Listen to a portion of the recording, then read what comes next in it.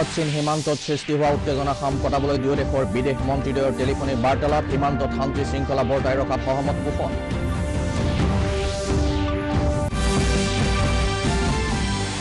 দেশৰ দৰিদ্ৰ লোকৰ কল্যাণ আৰু বিকাশৰ ভেটি শক্তিশালী কৰিবলৈ কেন্দ্ৰীয় চৰকাৰৰ গৰীব কল্যাণ ৰোজগাৰ অভিযান মুকলিৰ প্ৰস্তুতি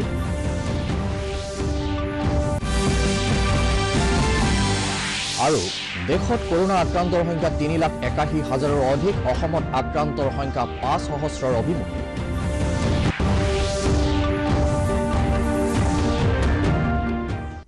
নমস্কাৰ পুৱাৰ বাতৰিলৈ স্বাগতম ষ্টুডিঅ'ত মই অশোক কুমাৰ দাস এতিয়া বিতং বাতৰি ভাৰত চীন সীমান্তত যোৱা 15 তাৰিখে হোৱা মুখামুখি সংঘৰ্ষত দুইখন দেশৰ সেনাৰ লোক হতাহত হোৱাৰ ঘটনাৰ পাছত কালি দেশ দুখনৰ মেজৰ জেনেৰেল পৰ্যায়ত আলোচনা অনুষ্ঠিত হয় চীনৰ বৈদেশিক দপ্তৰে ভাৰতীয় সেনা আক্ৰমণাত্মক পৰিস্থিতিৰ সৃষ্টি কৰাৰ অভিযোগ ভাৰতে খণ্ডন কৰিছে আৰু গালৱান উপত্যকা ভাৰতৰ অন্তৰ্গত আৰু এই ক্ষেত্ৰত কোনো বিবাদৰ থল নাই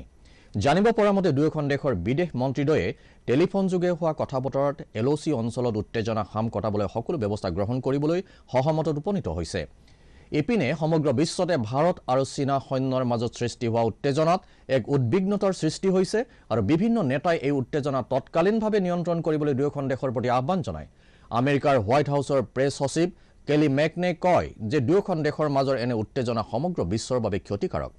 তেওঁ 20 গৰাকী ভাৰতীয় সেনাৰ মৃত্যুত গভীৰ শোক প্ৰকাশ কৰে ৰাষ্ট্ৰসংঘৰ সচিব প্ৰধানেও দুয়োখন দেশক সংযম ৰক্ষা কৰিবলৈ আহ্বান জনোৱাৰ লগতে আলোচনাৰ মাধ্যমেৰে সমস্যাৰ সমাধান বিচাৰিবলৈ পৰামৰ্শ আগবঢ়ায় দেশৰ সেৱাত জীৱন উৎসৰ্গা কৰা কৰ্নেল বি সন্তোষ বাবুৰ শেষকৃত্য কালি সহস্ৰাধিক লোকৰ উপস্থিতিত সম্পন্ন কৰা হয় সম্পূৰ্ণ সামৰিক আৰু ৰাষ্ট্ৰীয় মৰ্যাদাৰে শহীদগৰাকীৰ পিতৃ বি উপেন্দ্ৰই সম্পূৰ্ণ হিন্দু ৰীতি-নীতিৰে অন্ত্যেষ্টিক্ৰিয়া সম্পন্ন কৰে ইফালে বিহাৰত হাবিলদাৰ শহীদ সুনীল কুমাৰৰো পাটনাৰ গংগাৰ পাৰৰ মানেৰত ৰাষ্ট্ৰীয় মৰ্যাদাৰে শেষকৃত্য সম্পন্ন কৰা হয় শহীদগৰাকীয়ে লাডাখৰ গালৱান উপত্যকাত চীনা সৈন্যবাহিনীৰ হাতত মৃত্যুবৰণ কৰিছিল অন্ত্যেষ্টিক্ৰিয়াৰ পূৰ্বে শহীদগৰাকীক সামৰিক জোৱানসকলে শেষ শ্ৰদ্ধা জনায়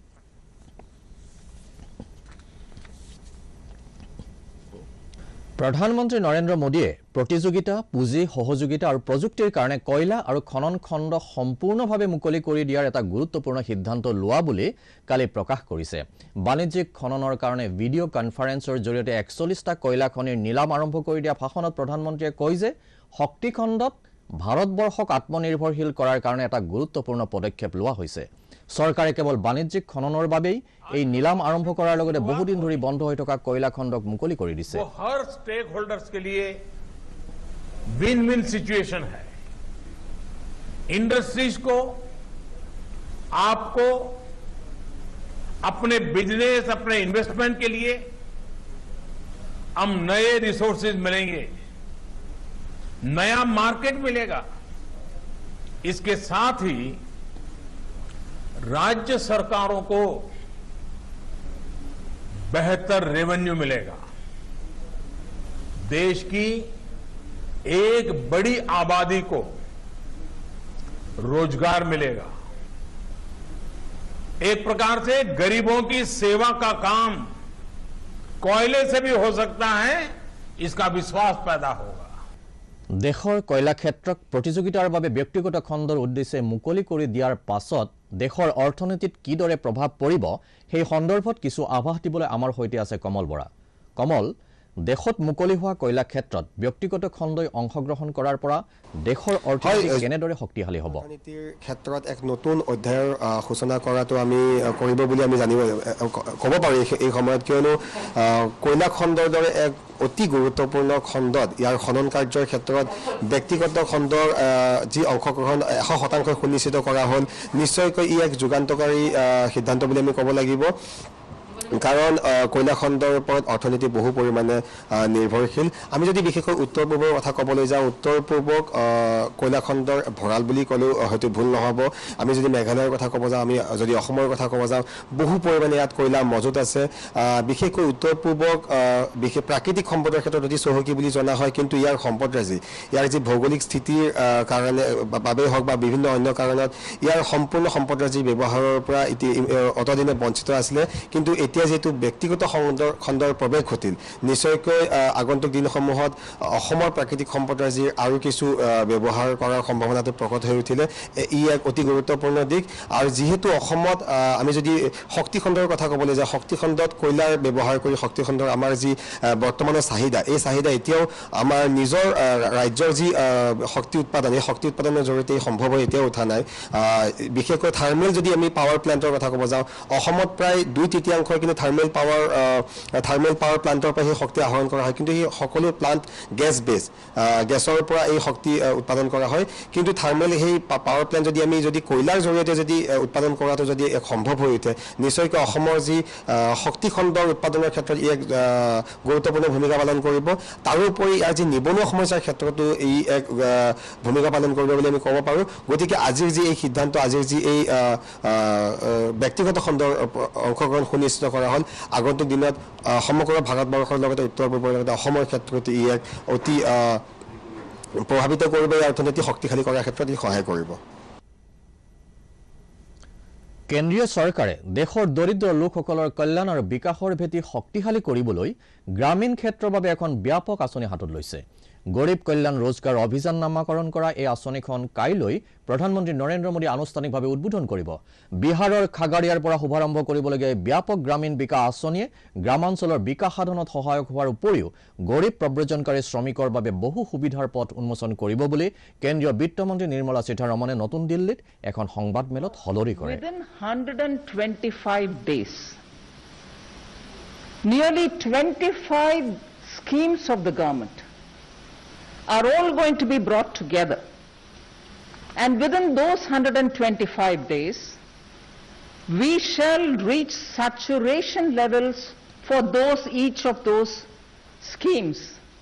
So if it was a Jal Jeevan mission, or if it was anything to do with, laying of Pradhan Mantri Gram Sadak Yojana, or building Awas Yojana, and so on. Awas Yojana which gives houses for the poor, but if there are activities related to that which requires labor component, they will also be brought. Like that, there are 25 works of Government of India. সমগ্ৰ ৰাজ্যত কৰোনাৰ সংক্ৰমণ ক্ৰমাৎ জটিল হৈ পৰিছে সংক্ৰমণৰ সংখ্যা বৃদ্ধি পোৱাত কোৱাৰেণ্টাইন কেন্দ্ৰ কণ্টেইনমেণ্ট জোনৰ সংখ্যা দৈনিক বৃদ্ধি পাইছে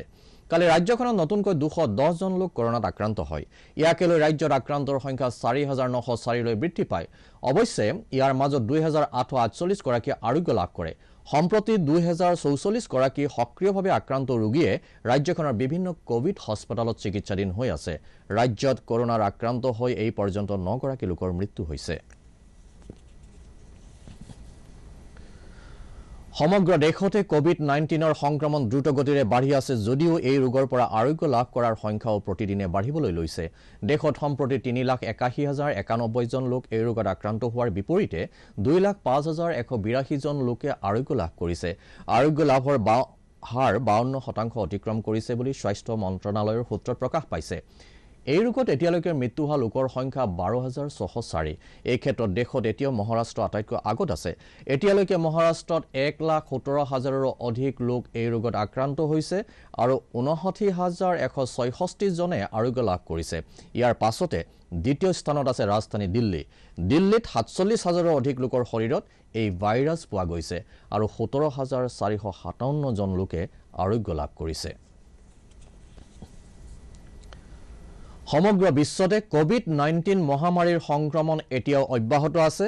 এতিয়ালৈকে 85,78,052 গৰাকী লোক এই ৰোগত আক্ৰান্ত হৈছে এই ৰোগত আক্ৰান্ত হৈ আৰোগ্য লাভ কৰা লোকৰ সংখ্যা হৈছে 45,30,261 জন আৰু মৃত্যুৰ সংখ্যা হৈছে 4,56,284 জন আমেৰিকা যুক্তৰাষ্ট্ৰত আক্ৰান্তৰ সংখ্যা হৈছে 22,63,651 ব্ৰাজিলত 9,83,359 জন আৰু ৰাছিয়াত 5,61,091 গৰাকী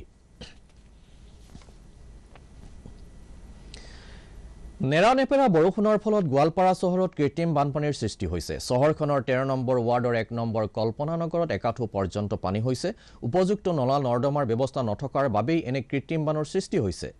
উল্লেখযোগ্য যে যোৱা বাৰিষাত গোৱালপাৰা পৌৰসভাই নলা খননৰ কাম আৰম্ভ কৰিছিল যদিও সেই কাম আজিও সম্পূৰ্ণ হোৱা নাই একেদৰে চহৰখনৰ Bapuji Nagar 1 number colony 2 number colony Gitanagar Sundoriya Pathar আদি অঞ্চলতো কৃত্ৰিম বানপানীয়ে জটিল ৰূপ লৈছে বুলি আমাৰ সংবাদদাতাই জানিবলৈ দিছে।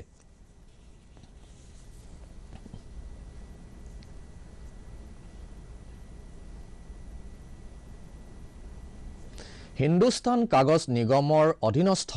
অসমৰ জাগিৰোড আৰু কাছাৰ কাগজ কল দুটা পুনৰুজ্জীৱিত কৰি তুলিবলৈ নিগমৰ প্ৰজেক্ট ৱাৰ্কাৰ্ছ ইউনিয়নে দাবী উত্থাপন কৰিছে। ভাৰতীয় জাতীয় ট্ৰেড ইউনিয়ন কংগ্ৰেছৰ কাগজ কল শ্ৰমিক ইউনিয়নৰ সভাপতি মানৱেন্দ্ৰ চক্ৰৱৰ্তীয়ে সংবাদ মাধ্যমক কালি জাগিৰোডত জনায় যে যি সময়ত প্ৰধানমন্ত্ৰী নৰেন্দ্ৰ মোদীয়ে আত্মনিৰ্ভৰশীল ভাৰতৰ কথা উল্লেখ কৰি বিভিন্ন আঁচনি ঘোষণা কৰিছে, সেই সময়ত দেশৰ অধিকাংশ কাগজৰ চাহিদা চীন দেশৰ পৰা আমদানি কৰি পূৰণ কৰি থকা হৈছে। উত্তৰ পূৰ্বাঞ্চলৰ দুয়োটা সৰ্ববৃহৎ কাগজ কল পুনৰুজ্জীৱিত কৰি ইয়াৰ উৎপাদন আৰম্ভ কৰাৰ লগতে চীনা কাগজৰ আমদানি নিষিদ্ধ কৰিবলৈও তেওঁ দাবী জনায়। তিনিচুকীয়া জিলাৰ বাগজানত গেছ নিৰ্গমনৰ ফলত হোৱা অগ্নিকাণ্ডৰ পাছত বাগজানবাসী এতিয়াও আতংকিত হৈ আছে। এনে দুৰ্যোগৰ সময়ত অসম চৰকাৰে ভুক্তভোগী সকলোলৈ আন্তৰিকতাৰে সহায় আগবঢ়াইছে। অগ্নিকাণ্ডৰ ফলত বিপৰ্যস্ত হৈ পৰা প্ৰতিজন বাসিন্দালৈ অসম চৰকাৰে সকলো ধৰণৰ সাহায্যৰ ব্যৱস্থা কৰিছে। তিনিচুকীয়াৰ গুইজান উচ্চ মাধ্যমিক বিদ্যালয়ত চৰকাৰে ইতিমধ্যে এটা বৃহৎ আশ্ৰয় শিবিৰ স্থাপন কৰি শিবিৰবাসীলৈ প্ৰতিদিনৰ আহাৰৰ উপৰিও কাপোৰ কানি আৰু নিত্য ব্যৱহাৰ্য সামগ্ৰী আগবঢ়াইছে। কৰোনা মহামাৰীৰ সংক্ৰমণৰ এই সময়ছোৱাতে চৰকাৰে অভিজ্ঞ চিকিৎসকৰ হতুৱাই আশ্ৰয় শিবিৰৰ লোকসকলক চিকিৎসা প্ৰদান কৰাৰ উপৰিও বিনামূলীয়া ঔষধৰো যোগান ধৰিছে। গাঁও আঁঠুৱা পাইছোঁ, চাবোন, তেল,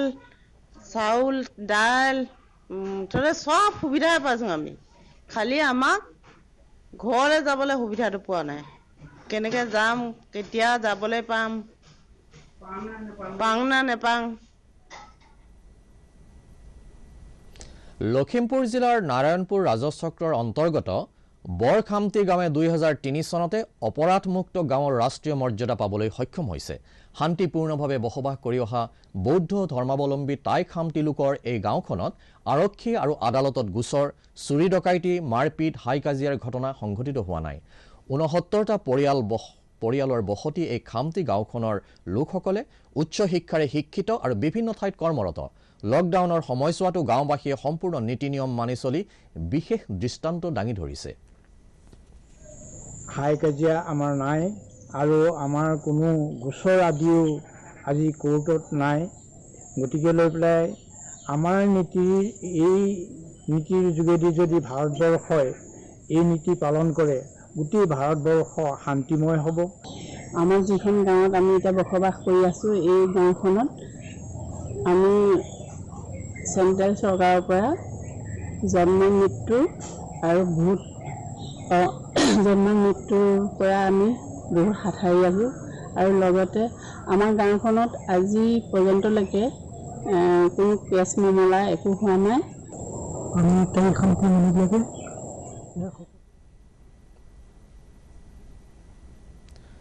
বাতৰি শেষ হোৱাৰ আগতে প্ৰধান বাতৰিসমূহ আকৌ এবাৰ।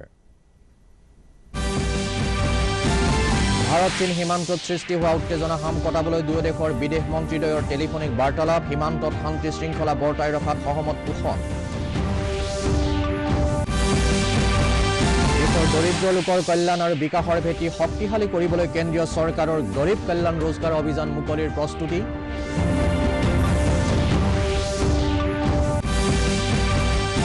আৰু দেশত কৰোনা আক্ৰান্তৰ সংখ্যা 3,81,000ৰো অধিক, অসমত আক্ৰান্তৰ সংখ্যা 5,000ৰ অভিমুখী।